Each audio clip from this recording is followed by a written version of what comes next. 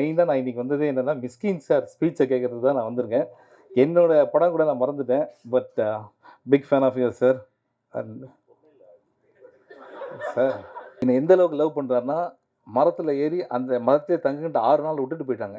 Okay, தண்ணியிலேருந்து எல்லாமே அங்கே ஆக்சுவலாக என் பக்கத்தில் இருந்து 2 குரங்குங்க தான் அங்கே. ஓகே சார், என்ன சார் 6 மணிக்கு வரும்? யார் சார் உங்களை 6 மணிக்கு வர சொன்னது? நீங்கள் 6:30 வந்தால் போதும் சார் அப்படின்னாரு. சூரிய வந்து தலை கீழே தொங்கிட்டு 30 தடவை இப்படி சுற்றிட்டு இருக்காரு, 30 தடவை அப்படி சுற்றிட்டு இருக்காரு. தண்ணி மூஞ்சில் தெளிக்கிறாங்க. அப்படியே பார்த்துட்டே இருக்கேன். எப்படி சார் இருக்கு? நல்லா இருக்கு.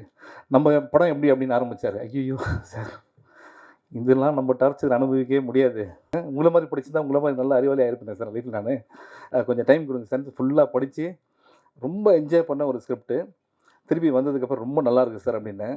அப்படியே பார்த்தாரு. அதோட இன்னொரு வேர்ஷன் எழுதியிருக்குன்னு சொல்லிட்டு அதோட பெரிய புக்கு. ஓகே, இதை நாளைக்கு படித்து சொல்லுங்க அப்படின்னாரு சார். நான் அப்படியே காலில் விழாதுக்கிறேன் சார். புரிஞ்சிருச்சு என்ன படம்னு. தயவுசெய்து இனிமேல் ஸ்கிரிப்ட் படிக்க வேணாம், நான் வந்து ஷூட்டிங் ஸ்பாட் அப்படின்ட்டு.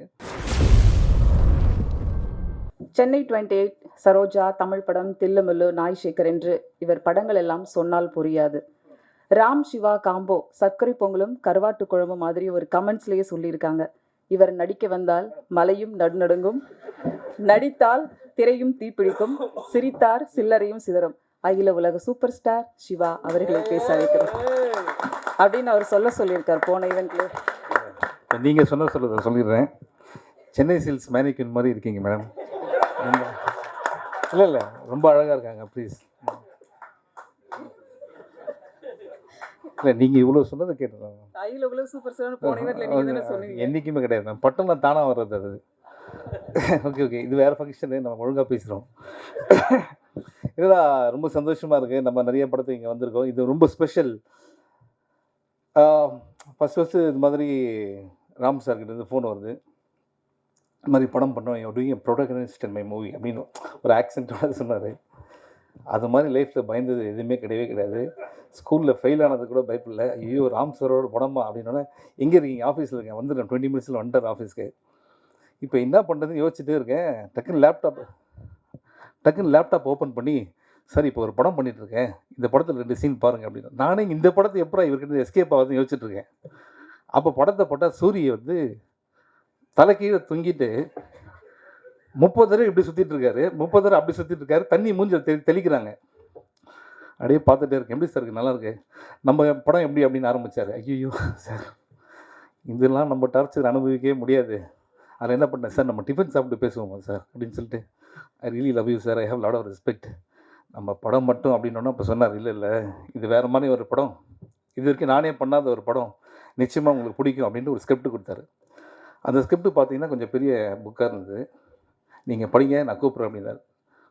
நான் ஒரு நாள் கூட இல்லை, ஒரு 12 ஹவர்ஸில் திருப்பி கூப்பிட்டார். எப்படி இருந்தது ஸ்கிரிப்ட்? சார் ஸ்கிரிப்ட் நல்லா இருக்குது சார், ஆனால் அங்கேயே தான் இருக்குது, நான் படித்து சொல்லியிருந்தேன் சார் அப்படின்னேன். உடனே திருப்பி ஸ்கிரிப்ட் இன்னொரு 1 வீக்கில் ஃபாலோ பண்ணார். சார் நாளைக்கு நான் அமெரிக்கா போகிறேன், ஃப்ளைட்டில் படிச்சிடுறேன் சார் அப்படின்னேன். சரி, ஃப்ளைட்டில் சுத்தமாக தொடவே நான் இந்த புக்கை நான் அங்கே போய் இறங்கணுன்னே, சார் எப்படி இருந்தது? அப்புறம் சொல்லிட்டேன், சார் உங்களை மாதிரிலாம் படிக்க மாட்டேன், உங்களை மாதிரி படித்து தான் உங்களை மாதிரி நல்ல அறிவாளியாக இருப்பேன் சார் லைஃப்பில். நான் கொஞ்சம் டைம் கொடுங்க சார். ஃபுல்லாக படித்து ரொம்ப என்ஜாய் பண்ண ஒரு ஸ்கிரிப்ட்டு. திருப்பி வந்ததுக்கப்புறம் ரொம்ப நல்லா இருக்குது சார் அப்படின்னேன். அப்படியே பார்த்தாரு. அதோட இன்னொரு வேர்ஷன் எழுதியிருக்குன்னு சொல்லிட்டு அதோட பெரிய புக்கு. ஓகே, இதை நாளைக்கு படித்து சொல்லுங்க அப்படின்னாரு சார். நான் அப்படியே காலில் விழாதுக்கிறேன் சார். புரிஞ்சிருச்சு என்ன படம்னு. தயவுசெய்து இனிமேல் ஸ்கிரிப்ட் படிக்க வேணாம், நான் வந்து ஷூட்டிங் ஸ்பாட் அப்படின்ட்டு. அப்போ கூட எனக்கு என்னென்னா, இவர் வந்து என்னை ரொம்ப லவ் பண்ணுறாரு அப்படின்ற மாதிரி தான் நினச்சிருந்தேன். ஷூட்டிங் ஸ்பாட்டுக்கு போனதுக்கப்புறம் தான் தெரிஞ்சுது என் மேலே எவ்வளோ கோவம் இருந்தால் இந்த படத்தில் என்ன அவர் போட்டிருப்பார் அப்படின்றது. Sir கோச்சிடுறீங்க sir.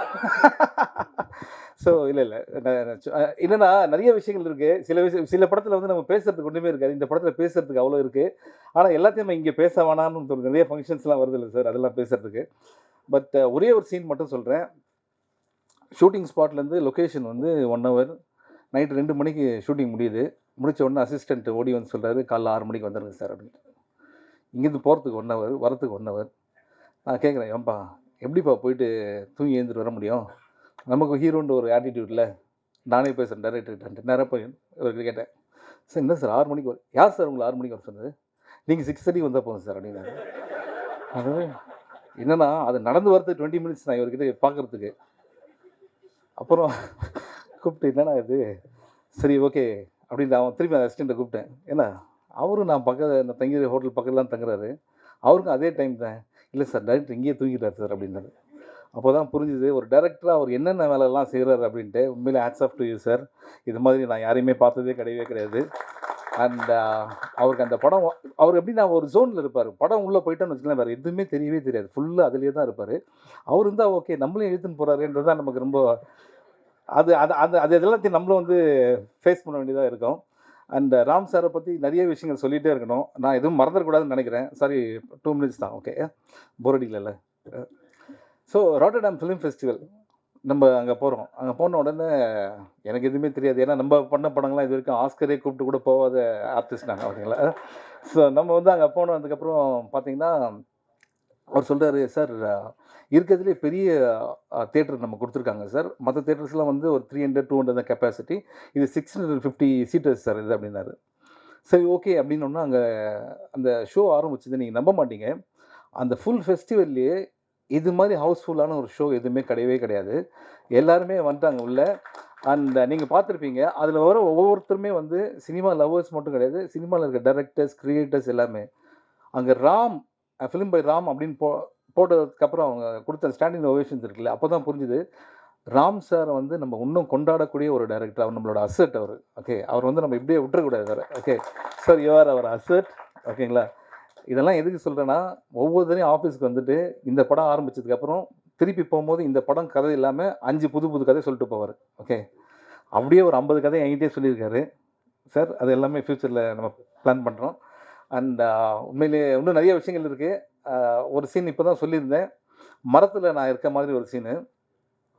என்னை எந்த அளவுக்கு லவ் பண்ணுறாருன்னா மரத்தில் ஏறி அந்த மரத்திலே தங்குன்ட்டு 6 நாள் விட்டுட்டு போயிட்டாங்க. ஓகே தண்ணியிலேருந்து எல்லாமே அங்கே ஆக்சுவலாக என் பக்கத்தில் இருந்து 2 குரங்குங்க தான் அங்கே. ஓகே அப்போ தான் நம்ம தெரிஞ்சுது எவ்வளோ லவ் பண்ணுறாரு ராம் சார் அப்படின்ட்டு. அண்ட் இது மாதிரி நிறைய விஷயங்கள் இருக்குது. இன்றைக்கி பேசல நான். இன்னும் ஆடியோ லான்ச்லாம் இருக்குதுன்னு சொல்கிறாங்க. அன்றைக்கி இருக்குது. அதுக்கப்புறம் நானும் அவரும் லைஃப்பில் மீட் பண்ணுறோமான்றதே டவுட்டே எனக்கு இருக்குது. ஓகேங்களா. அந்த அந்த அந்தளவுக்கு நிறைய விஷயம் இருக்குது. பட் மேடையில் இருக்க எல்லாரையும் நான் வந்து சொல்லிடுறேன். Thank you Krishnankudi sir for your support. நீங்கள் இல்லைனா இந்த படம் வந்து ஆரம்பிச்சிருக்க முடியாது. Thank you so much.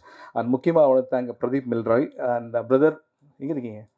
ஆமாம் எல்லாத்தையும் பண்ணிட்டு அமைதியாக இருக்காங்க. கடவுள் உங்களை கரெக்டான இடத்துல வச்சுருக்காரு. நீங்கள் செலக்ட் பண்ணுற மூவிஸ்லாம் ஃபண்டாஸ்டிக்காக இருக்குது. Need your support always. And Bala sir என்னுடைய நண்பர். அண்ட் சுரேஷ் காமாட்சி சார் வந்து எப்படின்னா இந்த படம் ரொம்ப நல்லா வரணும் அப்படின்னு சொல்லிட்டு நிறைய பேர் ஆசைப்படுறாங்க. அதில் அவரும் ஒருத்தர். எங்கள் ஷூட்டிங் ஸ்பாட் வந்து இந்த படம் சூப்பராக வரும் நம்பிக்கை கொடுத்தவர். ராம் சார் அவ்வளோ லவ் பண்ணுறவர். And Santhosh fantastic job. ஏன்னா எனக்கு இவன் மூலியமாக தான் இவர் தெரியும். அண்ட் இவன் இந்த படத்தில் ஒரு பார்ட்டு தான். இன்றைக்கி கிளியராக சொல்லிடுறேன் நான். அண்ட் இது one of your best album. I think very lucky Ram சாரோட இந்த மாதிரி படத்தில் அசோசியேட் ஆகுது. அண்ட் மதன் கார்கி சார் 1000 பாட்டு பண்ணியிருக்கீங்க. நீங்கள் எவ்வளோ பாட்டு எழுதாலும் என் படத்தில் தான் அந்த 1000th சாங் வருது பார்த்தீங்களா. அதுதான் வந்து இல்லை ஆஸ் அ கவிஞராக சொல்கிறேன். நானும் கவிதை எழுதுறேன்ல, அதனால சொல்கிறேன். I can understand your feeling. And Arun Viswa wellwisher. And Mari Selvaraj sir எப்படின்னா இது மாதிரி ராம் சாரை லவ் பண்ணுறவங்க வீட்டில் கூட லவ் பண்ணுவாங்களான்னு தெரியல. அந்தளவுக்கு இவர் வந்து லவ் அண்ட் ரெஸ்பெக்ட் வச்சுருக்காரு. அவரோட பர்த்டே ஃபங்க்ஷனுக்கு கூட அப்படி ஆர்கனைஸ் பண்ணுவாரோன்னு தெரியல. ஃபாலோ இப்போ வந்துடுங்க அப்படின்ட்டு. The love for Ram sir இருக்குல்ல, அது வந்து ட்ரூலி அமேசிங். அண்ட் நீங்கள் இன்னும் நிறைய படங்கள் பண்ணோம். இது அப்புறம் தான் பேசலாம். இன்சைட் ஜோக்ஸ் இது. அப்புறம் சித்தார்த் என்னென்னா நான் ரேடியோ மிர்ச்சியில் வந்து ஆர்ஜேவாக இருக்கும்போது அவரை நான் இன்டர்வியூ பண்ணியிருந்தேன். அப்போ தான் பாய்ஸ் படம் நடிச்சிட்ருக்காரு. அப்போ நான் வந்து அங்கே இருக்க எல்லாருக்கிட்டே சொல்கிறேன், யார் தெரியுமா இவர்? இப்போ தெரியாது, இன்னும் கொஞ்சம் நாள் இவர் யார், இந்த இண்டஸ்ட்ரி ஒரு கலக்க போகிறாரு அப்படின்னு சொல்லியிருந்தேன். உண்மையிலேயே அதே மாதிரி வந்து நம்ம இண்டஸ்ட்ரி மட்டும் இல்லை, ஹிந்தி தெலுங்கு எல்லா இடத்துலையும் கலக்கிற ஒரு artist. Tremendously talented. And I'm so happy. அன்றைக்கி நான் இன்டர்வியூ பண்ண சித்தார்த் இன்றைக்கி என் படத்தில் ஒரு பாட்டு பாடியிருக்காரு அப்படின்றது ரொம்ப happy. Siddharth still long way to go. இதெல்லாம் மேடையில் பேசுகிறோம், தனியாக பேசுகிறோம், ரொம்ப அசிங்கமாக பேசிப்போம். ஓகேங்களா. அண்ட் ஒருவேளை நான் யாருன்னா மறந்துதான் மெயினாக நான் இன்றைக்கி வந்ததே என்னென்னா மிஸ்கின் சார் ஸ்பீச்சை கேட்குறது தான் நான் வந்திருக்கேன். என்னோடய படம் கூட நான் மறந்துட்டேன். But big fan of your sir. And sir அதாவது தொண்டையில் அடிபட்டு இன்றைக்கி எப்படி இருக்க போகுதுன்னு மட்டும் பாருங்கள். And Grace Antony very very talented artist, very natural performer. And Ram sir வந்து ஒரு ஆர்டிஸ்ட்டை செலக்ட் பண்ணுறாருன்னா உண்மையிலேயே அவங்க வந்து ரொம்ப பிடிச்சி தான் அவங்களோட பெர்ஃபார்மன்ஸ் தெரிஞ்சு தான் பண்ணியிருப்பார். ரொம்ப நல்லா பண்ணியிருந்தீங்க மேடம். அண்ட் அந்த ஃபெஸ்டிவலில் அவங்க சொன்ன ஒவ்வொரு கமெண்ட்ஸுமே வந்து மனசார தான் சொன்னாங்க. அந்த ராம் சார் ஏன் எல்லாருக்கும் பிடிச்ச ஒரு டைரக்டர் அப்படின்னா வந்து ஹியூமன் எமோஷன்ஸ் வந்து ஈஸியாக வந்து ஸ்க்ரீனில் ட்ரான்ஸ்லேட் பண்ணுவார். இந்த படத்தில் வந்து இட்ஸ் ஆல் அபவுட் அப்பா அண்ட் மகன். ஓகே, இந்த படம் கோயம்புத்தூரில் ஷூட்டிங் நடந்தது. ராம் சாரோட அப்பா ஸோ இது அவர் ஒரு 4 ஃப்ரெண்ட்ஸை கூப்பிட்டு வர்றாரு ஷூட்டிங்கு. என்னென்னா என் பையன் படம் பாருங்கள் அப்படின்ட்டு. அன்றைக்கி தான் தெரிஞ்சது எவ்வளோ லவ். அப்பாவோட லவ் மட்டும் சொல்லவே முடியாது, ஏன்னா அம்மா வந்து ஈஸியாக எக்ஸ்பிரஸ் பண்ணிடுவாங்க. அது வந்து ஒரு பையன் வளர வளர தான் அப்பாவோட லவ் தெரியும். ஸோ அன்றைக்கி நான் உங்கள் வீட்லேயும் அந்த லவ் பார்த்தேன் சார் நான். And it's based on 1000 true stories இந்த படம். இன்னும் நிறைய விஷயங்கள் இருக்குது, பேசுறது அப்புறம் பேசிப்போம். Okay, thank you so much. Thank you. ஐயோ மேடம், அவன் சொல்கிறதெல்லாம் சொன்னாங்க. அடுத்த ஸ்டேஜில் வந்து அவரோட பையன் சொன்னதெல்லாம் சொல்கிறதா சொல்லியிருக்கீங்க. தேங்க்யூ. படத்தில் கிடைத்த பேரும் புகழும் ஒரு ட்ரெண்ட் மலையாள சினிமா எல்லாவற்றிலும் இவருடைய முகம். கோடம்பாக்கம் டு கொச்சின் டு கோடம்பாக்கம் பறந்து வந்திருக்கும் உயிர் ஓவியமான நடிப்பு. தமிழில் அறிமுகமாகும் கிரேஸ் ஆண்டனியே தமிழ் சினிமாவிலேக்கு ஸ்நேகபூர்வகம் ஸ்வாகத்தம் செய்யணும்.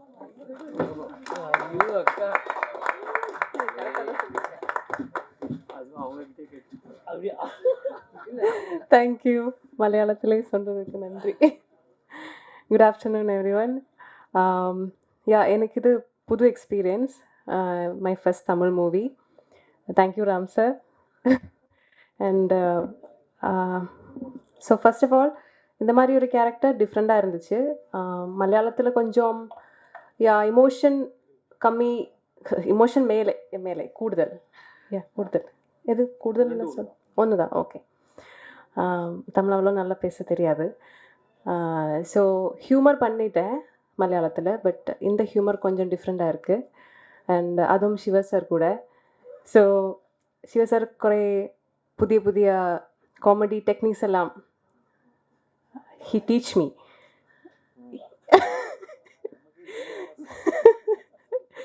ஸோ ரொம்ப ஸ்வீட்டான லைட் ஹார்ட்டட் மூவி. நிறைய சிரிக்கிறதுக்கு ரொம்ப நிறைய மொமெண்ட்ஸ் எல்லாம் இருக்குது. ஸோ எஸ்டர்டே ராம் சார்கிட்ட கேட்டேன் ஒரு பாட்டு பாடணுன்னு. ஸோ இத்தனை நாள் ஆக்டிங் கான்ஃபிடெண்ட்டாக போனேன் நான். இது என்னோடய first Tamil movie sir. So ஏதோ எப்படி இருக்கும், I hope it will become a real special one. So yeah, thank you so much. Thank you. அடுத்து நாம் பேச அழைக்கிறோம். அறிவுரை என்னும் ஆறிப்போன பழங்கஞ்சியை போன்று பழைய சொற்களோடு போராடி தோற்றுக்கொண்டிருக்கும் பல பெற்றோர்கள் இங்கு. எல்லாவற்றையும் மறக்கச் செய்யும் பேச்சு, எல்லாவற்றையும் ரசிக்கச் செய்யும் கேள்வி என்று இந்த தலைமுறை குழந்தைகளுக்கு பதிலாக பதிலின்றி படித்ததை பிடித்ததை தான் காணும் குழந்தைகள் உலகத்தை, தன்னோட உலகத்தை இந்த துடிப்பான கதாபாத்திரம் மூலம் காட்டியுள்ள master like father like son master Mithul Rayan அவர்களை பேச அழைக்கிறோம்.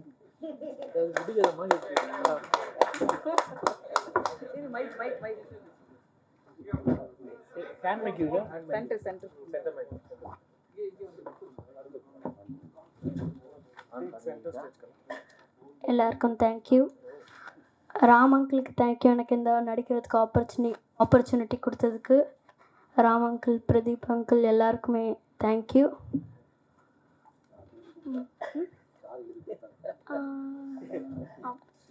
சரி, அப்பாவா நடிச்ச சிவா சார் பற்றி சொல்லுப்பா. சிவா அங்கிள் செட்டில் ஜாலியாக இருப்பார்.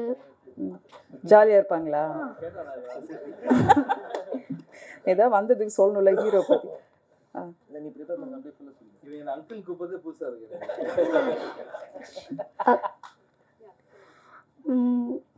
கிரேஸ் ஆண்டி ஆண்டி, அது சரி, கிரேஸ் ஆண்டி அம்மா அவங்களும் ஜாலியாக இருப்பாங்க.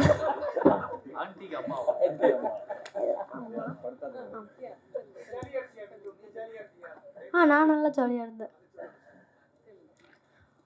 செட்டில் ஜாலியாக இருப்பேன். எல்லாரும் நல்லா என்னை பார்த்துப்பாங்க.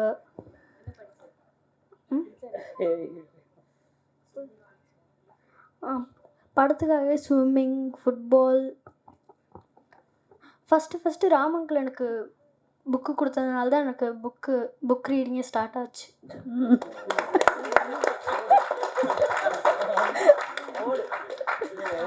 நான் கூட ஃபர்ஸ்ட் நினைச்சேன் ஆ. நமக்கு பையனா வரவங்களுக்கு இதெல்லாம் ஒரு குவாலிட்டி இருக்குன்னு. ஓகே. இவர் கொடுத்த புக்கு தான் ஃபர்ஸ்ட் டைம் லைஃப்லயே படிக்கிறேன். Like father like son. என்ன புக் அது? அன்ஸ்டாப்பபிள். என்ன புக்கு கொடுத்தாங்க? அப்படியே மைக்ல சொல்லுங்க. Unstoppable is the little Prince.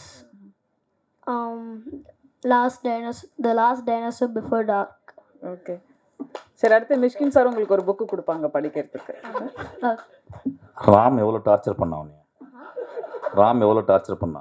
டார்ச்சரே பண்ண. எத்தனை டேக் எடுத்தீங்க? அது சொல்லக்கூடாது, அப்பா சொல்லிருக்காரு. 10 take. நீ பார்ட் 2 இருக்குடா, அவசரப்பட. Thank you. Thank you. All the best.